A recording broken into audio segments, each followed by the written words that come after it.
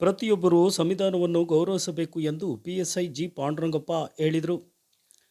ನಾಯಕನಹಟ್ಟಿ ಪಟ್ಟಣದ ಪೊಲೀಸ್ ಠಾಣಾ ಆವರಣದಲ್ಲಿ ಪ್ರಜಾಪ್ರಭುತ್ವ ಪವಿತ್ರ ಗ್ರಂಥ ಸಂವಿಧಾನವನ್ನು ನಾವೆಲ್ಲರೂ ಗೌರವಿಸಬೇಕು ಎಂದು ನಾಯಕನಹಟ್ಟಿ ಪೊಲೀಸ್ ಠಾಣೆಯ ಪಿಎಸ್ಐ ಪಾಂಡುರಂಗಪ್ಪ ಹೇಳಿದರು. ಸೋಮವಾರದಂದು ಪಟ್ಟಣದಲ್ಲಿ ಪೊಲೀಸ್ ಠಾಣಾ ಆವರಣದಲ್ಲಿ 77ನೇ ಗಣರಾಜ್ಯೋತ್ಸವ ಧ್ವಜಾರೋಹಣ ನೆರವೇರಿಸಿ ಮಾತನಾಡಿದರು. ಭಾರತ ದೇಶದಲ್ಲಿ ಹಲವಾರು ಧರ್ಮ, ಜಾತಿ, ಮತ, ಪಂಥಗಳಿದ್ದರೂ ಎಲ್ಲ ಧರ್ಮಗಳ ಗ್ರಂಥಗಳು ಬೇರೆ ಬೇರೆಯಾಗಿದ್ದರೂ ಭಾರತೀಯರೆಲ್ಲರಿಗೂ ಒಂದೇ ಧರ್ಮಗ್ರಂಥ, ಅದುವೇ ನಮ್ಮ ಸಂವಿಧಾನ.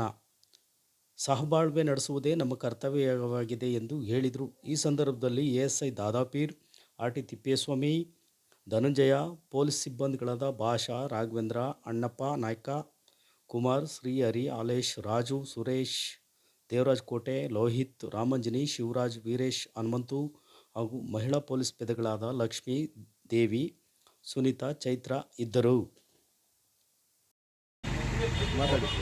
ಗಣರಾಜ್ಯೋತ್ಸವದ ಶುಭಾಶಯಗಳು. ಏನಿಲ್ಲ.